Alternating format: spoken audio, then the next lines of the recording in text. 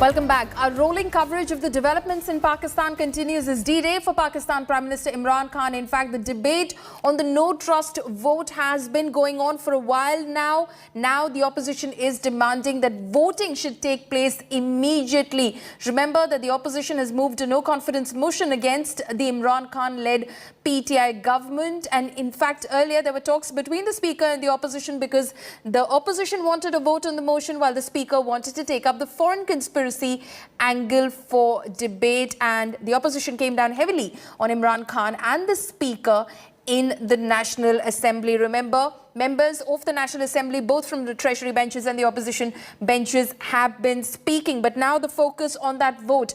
Will it happen or not? Joining me this evening are Mr. Rajiv Dogra, former diplomat, and Dr. Hamid Khan, who is the journalist and a strategic affairs expert as well. Good evening, gentlemen. Dr. Hamid Khan, I'll come across to you right now. A lot of speculation. Nobody seems to know what's going on, what's happening. Will that vote take place or not?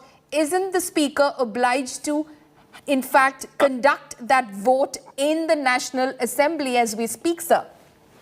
Thank you very much, Polimi. The thing is, yes, this vote of no confidence must take place, but it is not that Speaker has an obligation to do it today. What the court verdict was that he has to call the session today, and then he's not allowed to adjourn the session unless this vote of no confidence is being taken place. But as the custodian of the House, Constitution allows Speaker to set the agenda for the day and do the proceedings of the House accordingly, the way he wished to do it.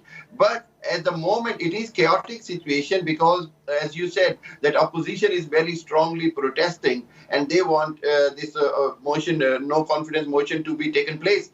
But if you ask me, as per my experience and so far what I have looked into it, it looks like it will not be. It's not going to happen today, and Speaker will postpone it till Monday. And because on Monday there are many other constitutional questions will arise as well, that this vote of no confidence will be outdated according to the Constitution. And then on the other hand, there are some other legal obligations and has come in front of the Speaker, like there is a group of rebel PTI members, 20 members who have joined the opposition, and now there is a reference from the Prime Minister against them, and if they get disqualified from the National Assembly, then there will be hard for the opposition to keep their majority as well. So it is not very nice what we are seeing in the National Assembly, but as far as the authority of the Speaker is concerned, I think it should not be questioned according to the Constitution of Pakistan. Okay, so that's an interesting point that you're making at the moment. In fact, that was a question that I was asking one of our earlier guests from Pakistan as well. Is there some sort of a wiggle room that the Speaker has as far as that judgment of the Supreme Court is concerned from Thursday, where is he expected to conduct that vote today itself? So what you're telling me, if I understand that correctly, Dr. Khan, is that he has time until Monday to conduct this vote? On Monday, he has to do it? No, actually, I have to elaborate again. That it is he does not have the end limit. This is where interpretation of the verdict has been misunderstood from the opposition side. They believe that it has a deadline of today's date because the conducting of the session was today. But on the other hand, the government, the law attorneys are saying that it was to start the session, but as long as the session is not fully adjourned or pending, Speaker can prolong it maybe 2 days or 3 days or 1 day. So there is no deadline. There is no time limit within which he needs to conduct this vote. I'll tell you an interesting fact as well, that the government have gone into Supreme Court for the review of their decision. Yes.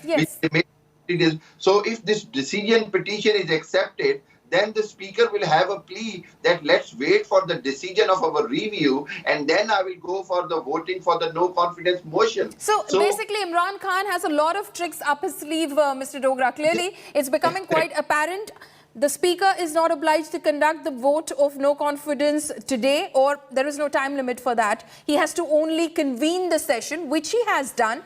As far as the PTI is concerned, 20 rebel MNAs, which the PTI has in fact asked the speaker to disqualify because they've rebelled. Again, that would, if that goes through, then the numbers of the opposition come down. Great advantage for the PTI then it becomes. And then, of course, the review petition. If that is accepted by the Supreme Court, then the speaker can use that as another sort of method to, in fact, delay the trust vote. He can say that, we'll have to wait to see what the Supreme Court has to say. Just for a second, gentlemen, we're getting some breaking news that's coming in right now from Islamabad. What we're learning right now from the media and the sources on the ground is that there will be no trust vote which has been delayed. That trust vote has been delayed. The Pakistan Assembly has been adjourned again till 10 p.m. Indian Standard Time. So shortly, Imran Khan will be chairing a cabinet meeting and the assembly session is likely to go on till midnight today, Pakistan Standard Time. So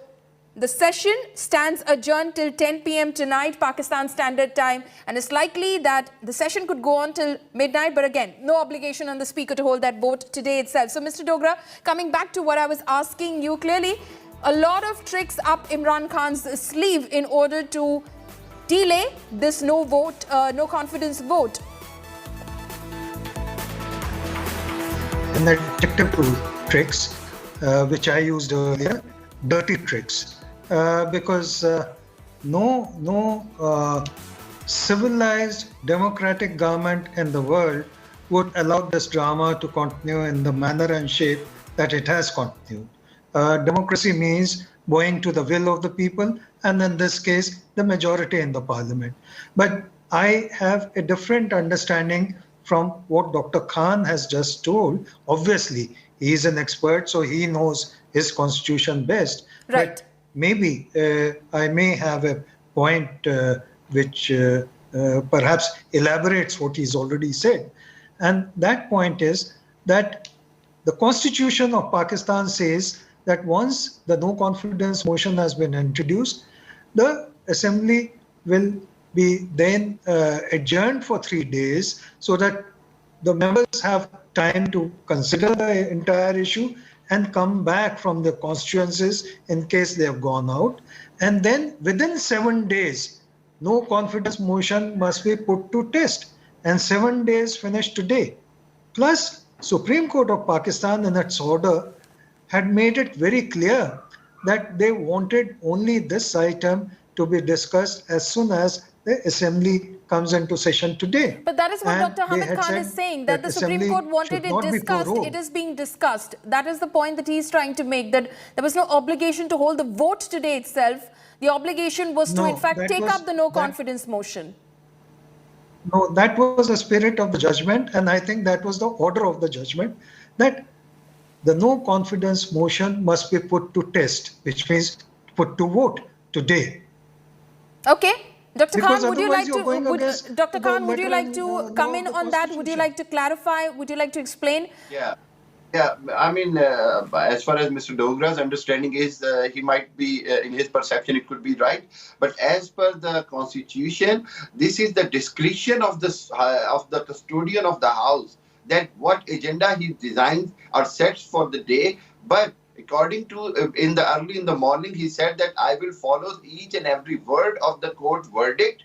But as the custodian of the House, and Article 69 of Pakistan Constitution gives me all the authorities and powers to run and conduct the session according to the way he wants it, considering the verdict of the court. So but the opposition, Dr. Khan, is saying that he is going to, in fact, conduct contempt of court if he doesn't hold that vote today itself.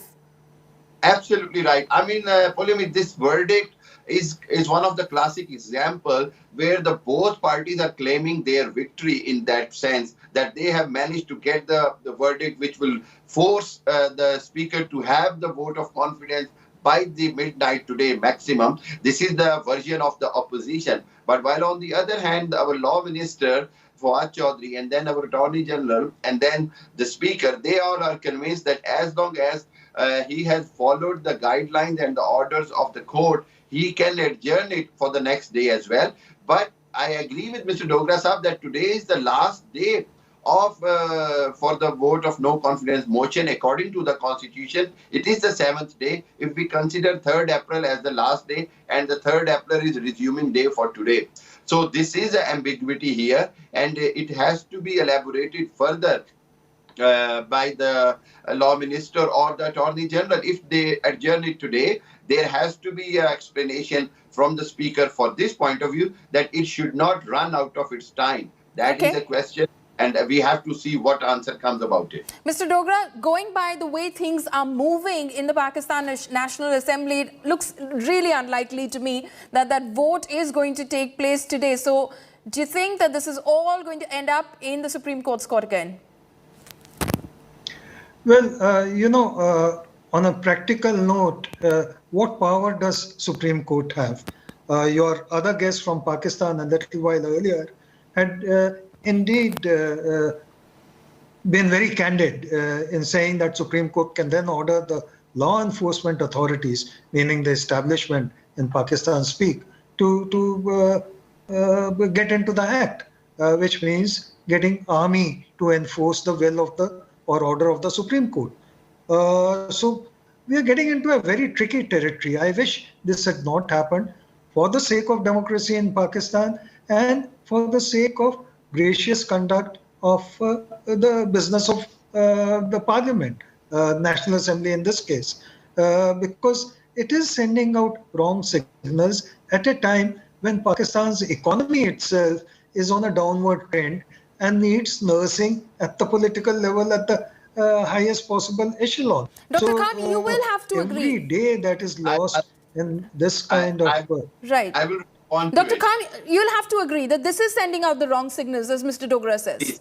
Indeed, I know whatever is happening, it should have not happened this way. I fully agree with you that, I mean, whether, governments claim that this horse trading and floor crossing has done, and there has been many bribes and other things, so which is a dirty part of the politics. And it is, if anything goes wrong, I wrote an article in a newspaper just 2 weeks ago, and I said, if anything goes wrong, none is to blame but the politicians itself who have created this chaos.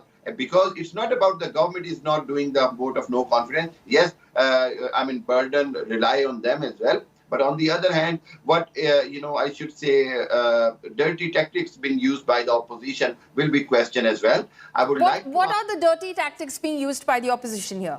As we have seen that, the opposition, the government, the treasury benches member of parliaments who have rebelled and joined opposition, they were forced to kept in a Sindh house in a certain place, and they were not allowed to go out, and there was rumor that they have been bribed with billions of rupees, and that's why they have changed their loyalties or sympathies, and same claim as accusation, I should say, is made for the allies parties as well. So, the government is claiming that they have the proof, and then they are basing on that foreign conspiracy that they are working on the direction of a foreign country influence, which is America here. So all these things are, if it is true, then obviously it is a very dirty game that why opposition is being part of something which has been regime change effort or toppling the government effort by a foreign country, and then how no sovereign country will allow any foreign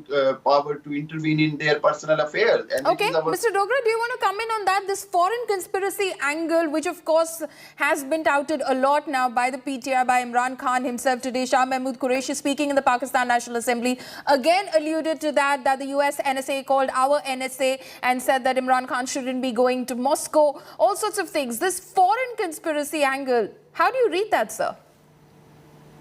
Well, isn't that the oldest trick in the world? Not just in Pakistan, but in many other countries.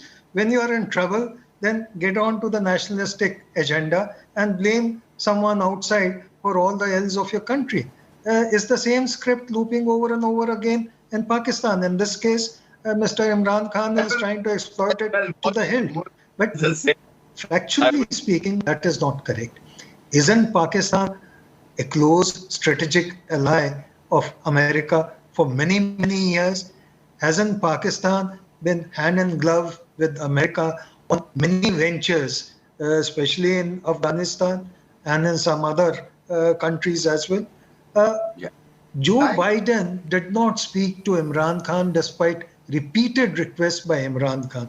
Wasn't that signal enough that America is not happy with Imran Khan? Okay, okay. What did that diplomat I'll say? let Dr. Khan come in very quickly on that before I have to take a break. So, Dr. Khan, you wanted to respond to that. Just say that, as Mr. Dogra has said, yes, we do had a very good relation, but we paid a very heavy price for being a partner with America. Whether it was a Soviet war or whether it was Afghan war from after 9/11, we had paid a price of 80,000 human lives and over billions of dollars. So Pakistan wants to have its independent foreign policy, which is not wrong. So this is the narrative which Imran Khan is bringing in front of the public and to the government. So this is a narrative which has been accepted popularly by the public as well. Okay, okay. Dr. Hamid Khan and Mr. Rajiv Dogra, just stay on with us. We're going to just take a very short break because our continuous coverage of the turmoil and the developments, the fast-paced developments in Pakistan continues on the other side of this break.